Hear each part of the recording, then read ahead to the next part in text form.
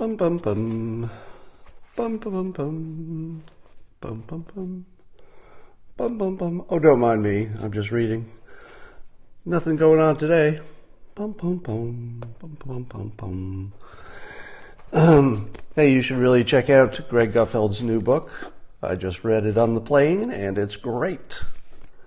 If you like Greg and you like The Five, and you probably do, this is a good read. I enjoyed it very much. Now, I like to, when I'm reading a book, sometimes I like to make notes in it. And I probably do it the same way you do when you make notes in a book.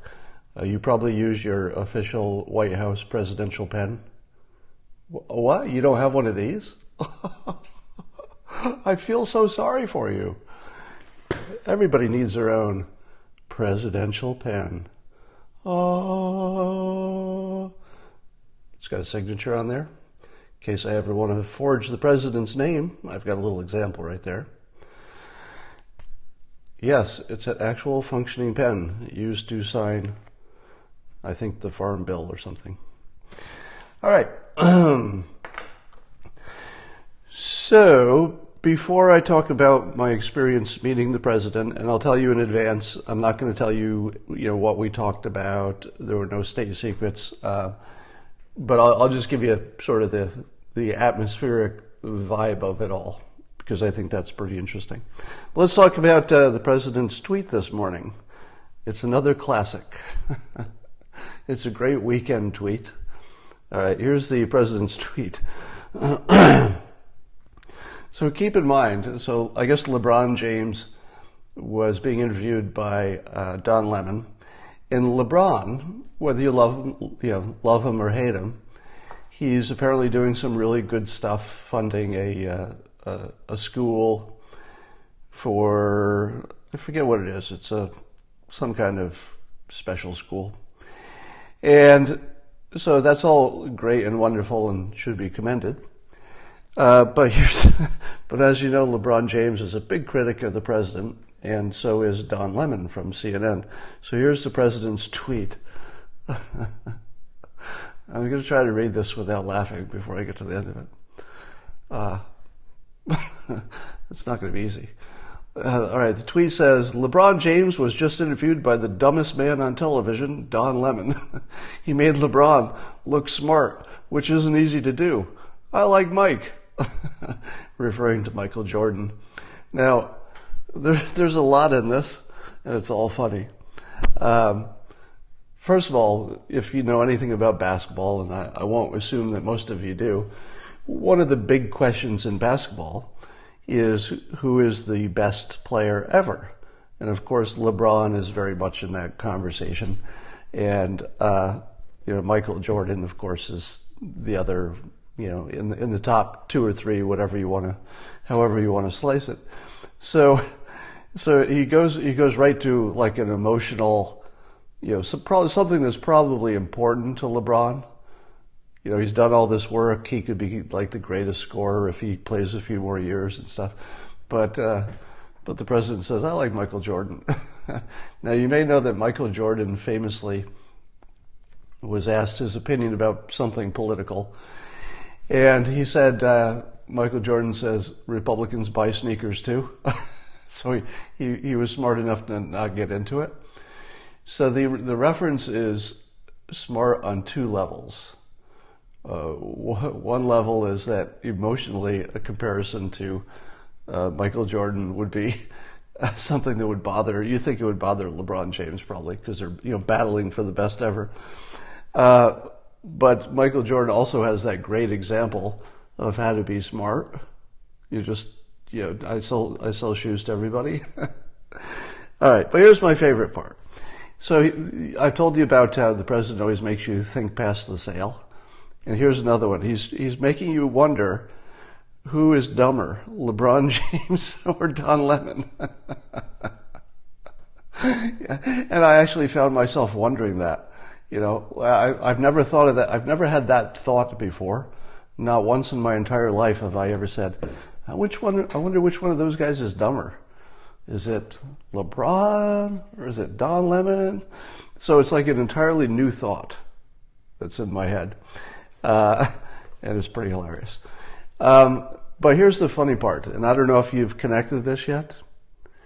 The funny part is that Don Lemon has to cover this story, because once it becomes a presidential tweet, you can't really ignore it. Now, it probably was not the best timing, because I don't think Don Lemon has a weekend show. He just had a weekday show, I believe. But he'll still have to talk about it, even on Monday. So he's got the entire weekend, this is Don Lemon, to stew about it.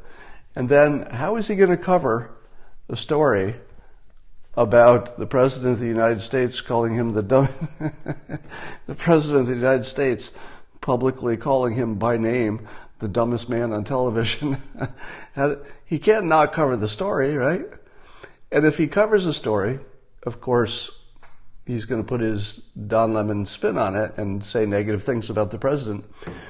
But you're already used to the negative things about the president, especially coming from CNN. But what the president's added is that he also has to cover the fact that he's been called the dumbest guy on television. You can't not say it. So he's going to actually have to insult himself frequently on this story, and he'll probably have a panel discussion about whether he's the dumbest man on television. All right, so that's funny. All right, the question you all want to hear from me is, what is it like to meet the president? And again, I'll caution you, I'm not going to give you details of what he said or I said, because that's just something you don't do. But on Thursday, I had the great honor of meeting the president, getting my picture taken in the Oval Office. And, we got to chat a little bit. I'm not going to give you any details about that. But I want to tell you about how it feels. Did I use the bathroom? I used the West Wing guest bathroom, yes. I didn't use the one that's off. I guess there's a bathroom off of the Oval Office. I don't know. So here's the fun parts that are not confidential, and I can tell you that are easy to talk about. First of all, I didn't own a suit. So when I got the request, I actually had to go to the Men's Warehouse and figure out, how do you buy a suit? I don't think I bought one in 15 years or something. And I was hoping to go the rest of my life without owning one. Both of my parents have passed away, so I don't need one for their funerals. And I'm just thinking, well, I just might never need a suit again. But I got a suit. And man, those things are uncomfortable. Now, if you've ever been to Washington, D.C. in the summer, they have this thing called humidity. And we don't get a lot of that in California. Now, imagine me the first time I'm not wearing shorts, the entire, if you live in California, you put on shorts sometime in May, and you just don't take them off until around October. You wear different shorts, but you're pretty much wearing shorts for half of the year. And so I put on this old, suit thing with a necktie, and I get out of the cab at the White House entrance, and there are a few layers of, security, and you have to walk outdoors for a fairly extended time. Extended being, let's say, 2 blocks. So when you walk outdoors in Washington, D.C. in the middle of the summer in high humidity wearing the suit, by the time you actually get to the entrance of the West Wing, you're completely liquid. It looked like I just went for a swim, right? So here I am, I'm going to be, meeting the president in a few minutes, and I'm just like a pile of wet. But as luck would have it, I got there early enough to, use the guest bathroom and towel myself off enough to look like I just hadn't come out of a rainstorm. And so, let me tell you how it felt. This is really the strangest part about it. I was anxious / nervous about not being late, because I didn't really know what's the process once you get there, How long does it take you to get through security? Is there anything that could go wrong? What if I go to the wrong entrance? So I worried about all that stuff because I normally worry about travel connections, but nothing special, right? So I didn't have any special, anxiousness about it other than making sure I got there. And once I got there, it was very relaxing. Now I'll tell you, you can imagine that there's an outer waiting area and you have to wait for your time to go in. I'm not going to tell you about who I talked to in between or those details, but I will tell you I did have the pleasure of meeting Ivanka and Jared Kushner. So just briefly got to meet both of them. And it's completely surreal. The best way I can describe the experience is it was like being on mushrooms. And I've described that before. Being on mushrooms, you can understand how everything works. A door is still a door, a chair is still a chair, but they look brand new, even though you're completely familiar with them.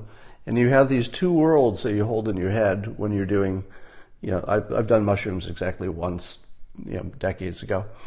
But the feeling is that things are both completely new and simultaneously completely familiar, which is a very strange feeling. And this was like that. Because how many times have you seen the Oval Office in movies and television, pictures? We've all spent a tremendous amount of time actually in the Oval Office, but we haven't actually been in the Oval Office. So when you go in there, the Oval Office is, first of all, not very large. You've seen it. It's not a giant room, but you feel completely familiar because you've seen this so many times.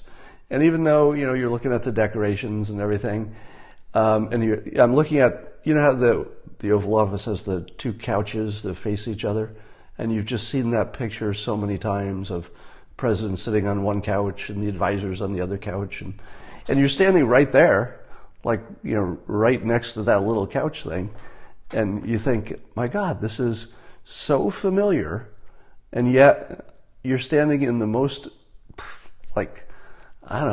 famous, important power center of the known universe. So it's an incredible, just what it does to your head is amazing. But here's the thing, it's totally comfortable. Now, I will tell you that, without getting into the details, that the part you're going to wonder about the most is, what's it like actually shaking hands with the president and having a brief chat? And I'll tell you, it is so comfortable that you wouldn't believe it. So the president, as well as the other folks I met there, I'll be vague about that, but the other White House folks, and Ivanka and Jared, who I met also briefly, are so charismatic and so down to earth and easy to talk to that this is the hard part to imagine. The standing in the Oval Office and having a brief chat with this president is as comfortable as talking to your next door neighbor. And if you had said that in advance, that it would feel that just completely normal, I wouldn't have believed it, right? So the president's charisma level one-on-one is just off the charts, right? It's like talking to the most interesting person you've ever talked to, and you already know each other, which is half true, because if you've watched, if you've watched as much of the political process as I have, and I've been watching, President Trump for, my entire life, it seems, you have a sense in your head that you already know him, don't you? Don't you feel like you already know him if you were going to meet him in person? If you take away the, President of the United States parts, don't you feel like you already know him? So that was the feeling you get, even though you're completely familiar or you're completely aware that this is extraordinarily unique experience. And, well, I don't even know how, it's hard to say enough about how unique it was. To say it was a life highlight is just, it's not even saying enough. But he is so good at putting you at ease, and this is the president I'm talking about. He has such a social skill that you feel immediately like you're just talking to a friend. Immediately. It was instant. And there was not one awkward element of it at all. It was just totally comfortable.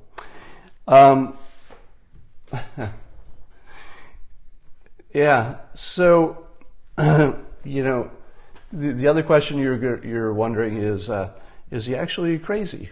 And the answer is no, he's not.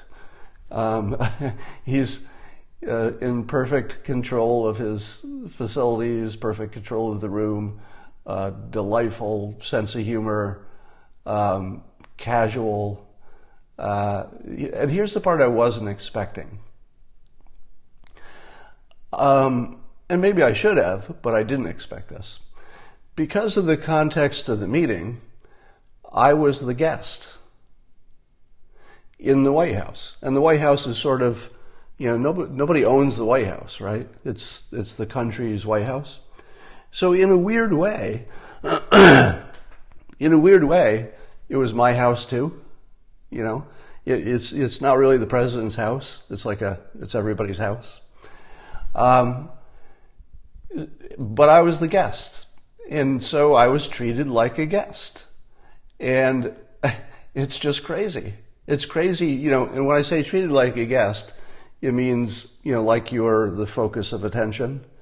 And imagine, if you will, the experience of being the guest who's the focus of attention in the actual Oval Office. It's the craziest feeling.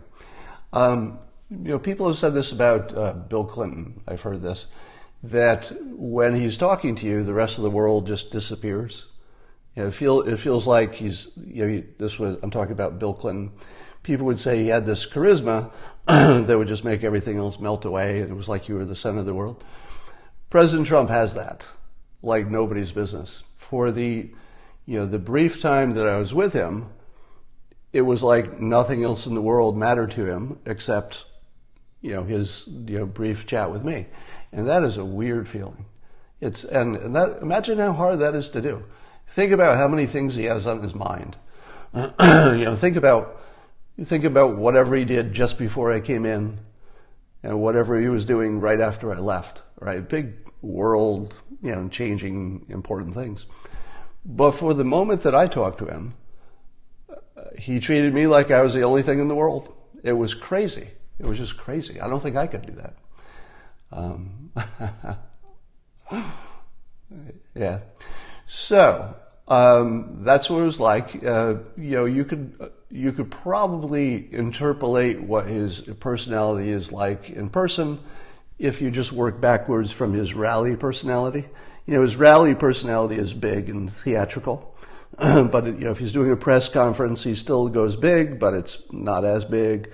If he's talking to a head of state, then he gets smaller. But if it's in public, let's say he's doing a meet and greet with a leader or something in public, it gets smaller and smaller. But when you actually get down to a personal conversation, it's just like a personal conversation with anybody else right? So his in-person personality is completely in control. His stories are, or the way he speaks is incredibly engaging. By far the most interesting person I've ever met. Like that's easy to say.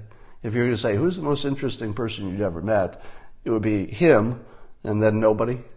You're like, who's number two? Who's the second most interesting person you ever met? And I'd just say, I don't even want to talk about it. It's like there's no competition. So he's funny, he's engaging, he's smart, very smart. And I don't know if it's our New York personalities or not, but we got along perfectly.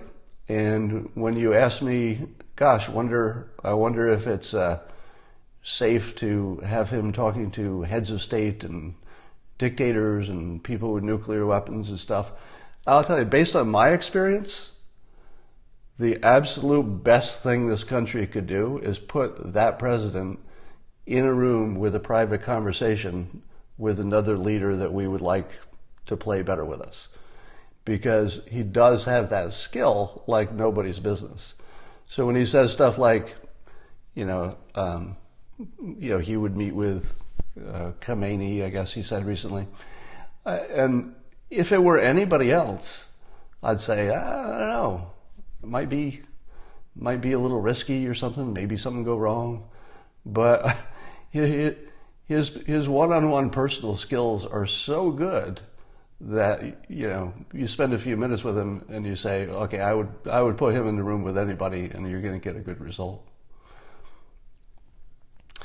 All right. Do you have any questions that let me, I said it's sort of a presidential standard, if you will, that you don't talk about anything that you've said with the president.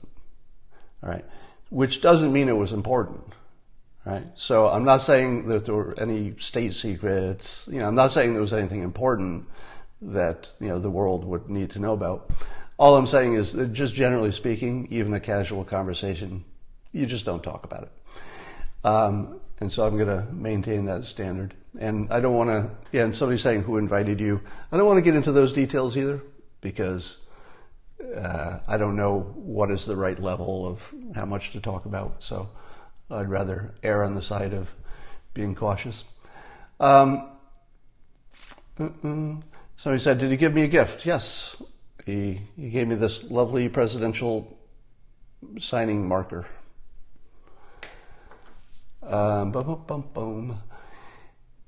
Somebody said, did he read Win Bigly? I can't answer that question, but I'll say, generally speaking, that my book, Win Bigly, is well known in the White House. Did he say he'd seen your Periscopes? It didn't, we didn't talk about that. I doubt it. I mean, that would be, my guess is no, but I didn't talk about that. All right.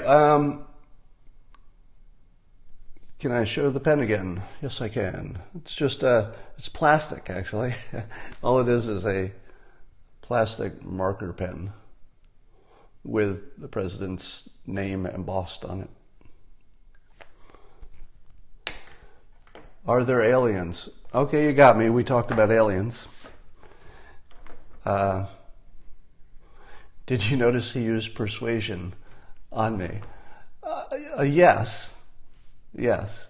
But it was the good kind of persuasion. It was the personal persuasion.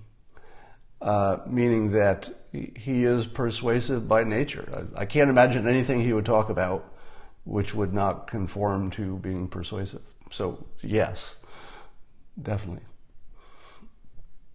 What did the room smell like? I can't answer that because I don't have a sense of smell.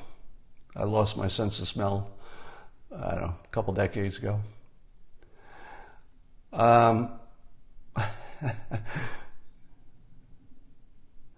Somebody says it was a waste of time for him. Well, you assume it was a waste of time for him. Let me put it in context a little bit. You probably saw in the news that the president contacted Rush Limbaugh, just called into his show to congratulate him on 30 years. And it's not unusual for the president to have people over to the White House and visit in the Oval Office and get a picture. So it's a fairly routine thing that any president and this president also would have meetings with people who have some kind of relevance at the moment. So it's very normal. How is the handshake? Normal. I'll tell you, the handshake was when I made sure that for a moment I did not make eye contact, because you don't want to be this guy, the guy you go to shake hands and somebody grabs your fingertips and does that. Because when you make eye contact, you're not watching your hand, so somebody can give you a bad handshake. So he extended his hand, and I looked down at the hand and made sure I made a good solid handshake there. Handshake, solid, normal business handshake. Did not have any contact with Melania, no. I can't tell you anything about the content. It was just a brief chat, but I can't tell you anything about that. Does he really seem not affected by criticism? I'll give you a general answer to that, which is I've never seen anybody so relaxed in that job. I mean, he seems so comfortable doing what he's doing in the brief time that I saw him. And he looked like he was just meant to have that job. Did he pull? Somebody's asking me about the handshake, because sometimes he does pulls you in and pats you on the arm and stuff like that. And no, it was just standard handshake. Is he a nice guy personally? He is so nice personally. He is instantly likable and has more personality than 10 people.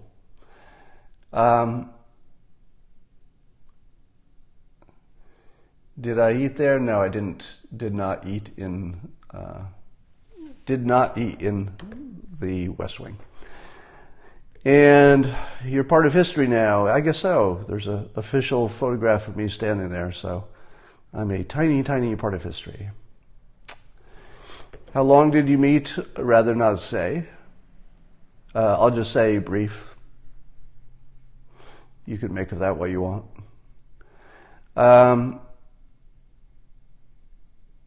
Would you do it different if you had a chance to meet him again? I would not. And the reason I wouldn't do it differently is because the hard part to convey is how you can be in such a, big moment and be completely relaxed. So I guess just to tie it all together there, my own feeling of being there and actually talking to literally the most important person in the universe right now, that's fair, right? Wouldn't you say that President Trump is, at the moment, if you had to pick one person, wouldn't he be the most important person in the universe? The known universe of human beings, anyway. And the moment is so amazing, but here's the part that's like being on mushrooms, completely comfortable. Like how that happened, I don't know. But, no nerves, no nothing. It was just like talking to your best friend, and it was instant.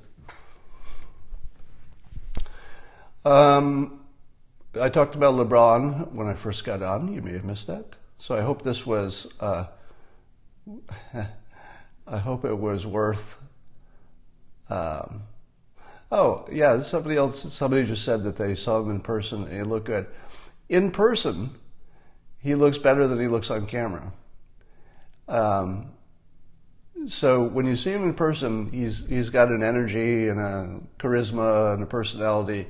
He's a good-looking guy. I don't know how often you can say that for somebody who's over 70, but he's a good-looking guy.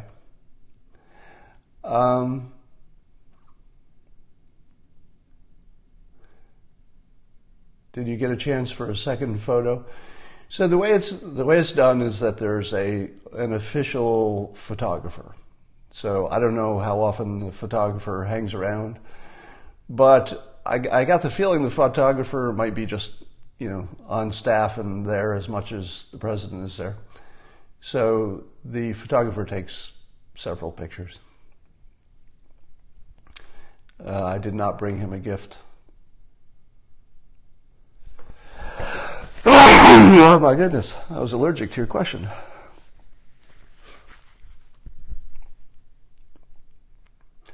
No, there were no autographs going on. Did you pace him?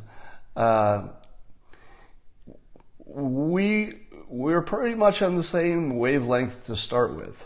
So the question about pacing in the persuasion sense, pacing really wasn't a variable because our ways of thinking were not that different to start with, so there wasn't anything to match to because we were both already there.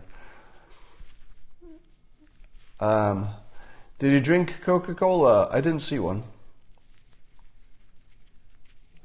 Is it true that he's looking younger? I've actually said that he might be the first president who leaves office looking younger than he went in. Because like I said, the job looks like it just fits him like a glove. He just seemed completely settled in. Was it your first time at the White House? It was not my first time at the White House. But I don't talk about that either. It's the first time in this administration. Yes, there's a picture on my Twitter. Did they offer you to choose the pic to publish? I have a few different pictures, different angles and stuff, and I just picked one of them. And yes, I got permission to post the picture. So I didn't post the picture until I had permission, and it's actually the official photographer's picture, so that was allowed. Did you get a picture to take home? Well, yeah, I have the digital copy of several pictures. Are you both similar height? No, but if you saw the picture, you see that he does a similar picture with most, if not all, of his guests, where he sits at the Resolute desk and then the guest stands next to him. And one of the benefits of that is that if we were both standing, it would be obvious how small I am compared to him, which would just look like a bad picture. But when he sits at his desk and you get to be the one standing, and you probably saw the picture of Kim Kardashian, she had a similar kind of pose.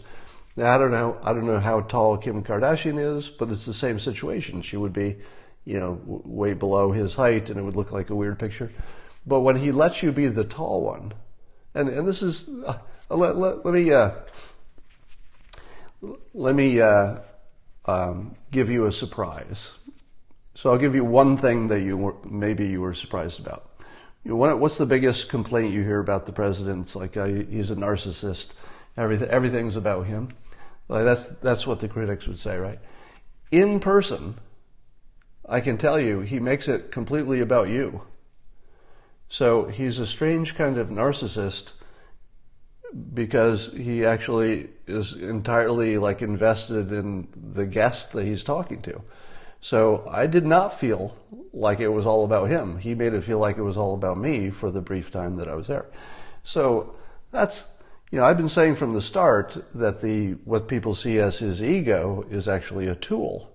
In other words, he can ramp it up when he needs to, let's say for a rally. And when he's talking to somebody in person where it would be obnoxious to be all about him, it's not. He made it all about me for the time that I was there, which was impressive. All right. How much time in advance? I'd heard that there was some interest, but the actual scheduling was maybe 2 weeks ahead of time, something like that.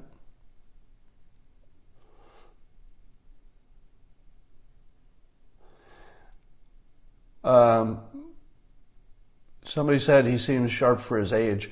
You don't get any sense of age whatsoever. His energy and his quickness, there's no way you could, if you didn't know his age and you weren't, you didn't have any visual cues, you couldn't tell anything.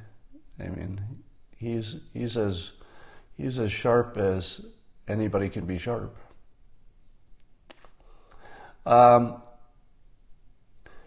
Did he compliment me? Yes. I mean, in a social sense, yes. All right, but that's all I want to tell you about that. I mean, we were both on our best behavior, so I'll just say it that way. I have no reason to believe that he's ever seen my periscopes, but that topic didn't come up. I mean, it would be amazingly unexpected, so I'm guessing no.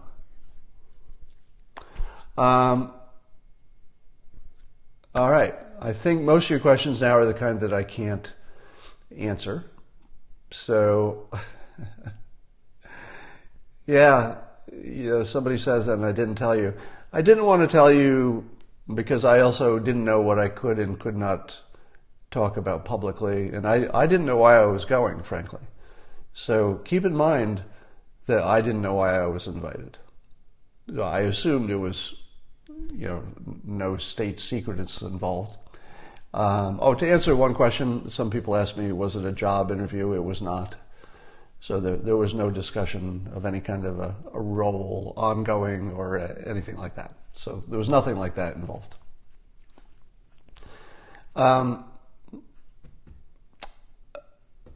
Yeah, so I can't tell you anything about what we briefly chatted about, but nothing surprising. I'll tell you that. I'll tell you it was nothing surprising in terms of, no state secrets, no breaking news, nothing like that. I think that's all I can say about that. So, do you have other questions? If you do, I'll answer them. So don't ask details about who else was there or who said what. Those are the ones I can't answer. Was it your best day ever? First or second best? I compared it to the one day I took mushrooms 30 years ago, using that same example. And the reason I use that example is that they were the 2 days of my life that are so unlike all of the other days that they just stand alone. So yes, it was. I don't think I'll ever be able to top that for cool experiences. There's no sightseeing you could ever do. I just can't even imagine what would come close to that.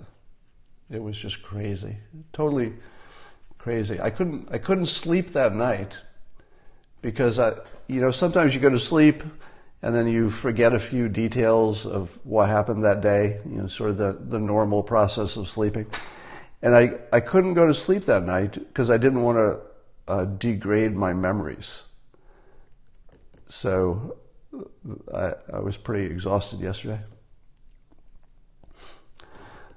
I don't have. Yeah, most of your questions I can't answer. Did I stay at the Trump Hotel? I did. So I stayed at the Trump International in D.C., which is pretty close to the White House, so that was convenient. I got such a dose of the word Trump, because if you're staying in a Trump property, the word Trump is on every object in the room. I think everything except the water glass had the name Trump on it. It was Trump, Trump, Trump everywhere. It's a beautiful building, by the way. It's a really cool place. How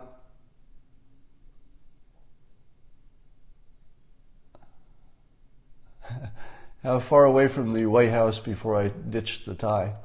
So when I left, so here's the other funny part.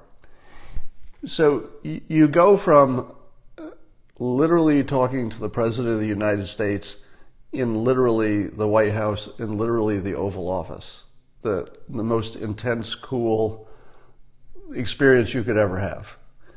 But when you're done, because I was traveling alone, when I'm done, I walk out and I don't have a car service or anything, and it's pouring rain.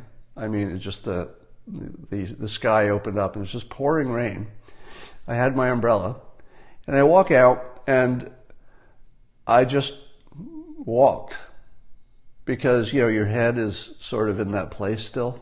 You can't get your head out of where it was a few minutes ago. And so I just walked in the rain for a while, just sort of absorbing it. Not the rain, but the experience.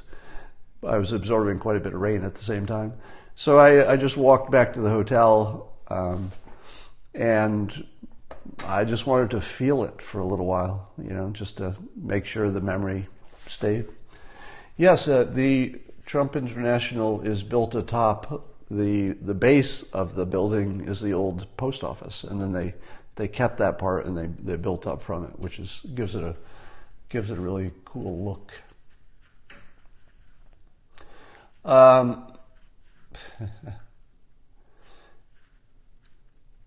Did I choose to stay at the Trump Hotel and book it yourself? Yeah, I did all of the travel arrangements myself, yes. So it was my choice.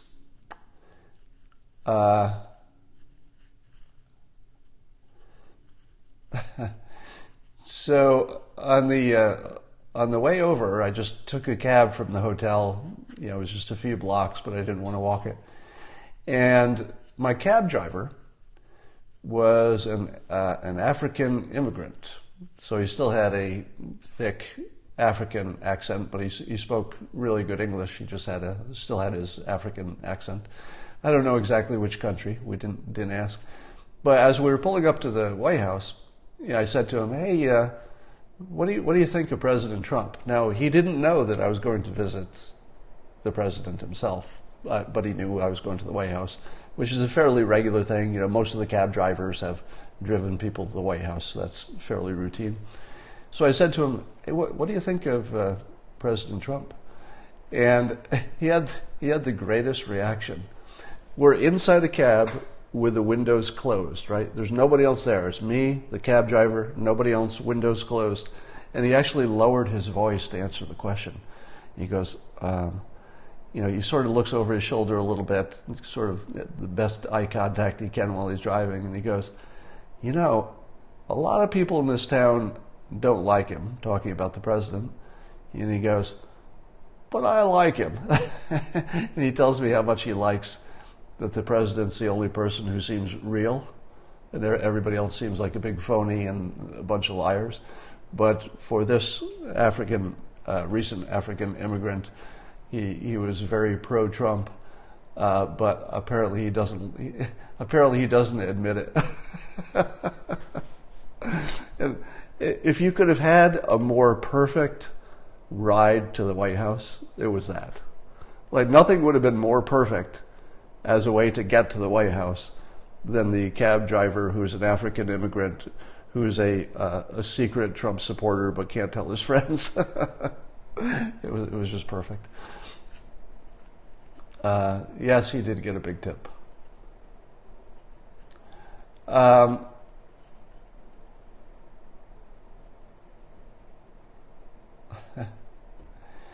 So, and the other, so you go to the Trump Hotel, and people are very nice there. But the other thing you're taken by is that at least the downstairs staff, from the curb to the hotel to the staff, is very heavily African American. So the Trump International Hotel, at least the people you see, were, I'm going to say 100% African American or Hispanic, or at least some kind of immigrant flavor. So I don't know how much of that is a coincidence, or that's just maybe that's just typical at all the hotels. I don't know. The mattress rating, it was a good mattress. Yeah. Do they typically pay for flight? No. I paid for so it was an expensive trip. I had to buy a suit. I had to get flights when it was close to the time I was leaving at the peak of summer. So it was kind of an expensive trip. All right, that's about it. I think that's enough to talk about that. Yeah, I did fly into and out of Reagan National Airport. People keep asking me about Q. I'll stick with my theory that Q is not real, but it is entertaining. If people like it for the entertainment, that's fine. All right. And that's all for now. And I will talk to all of you later. Bye.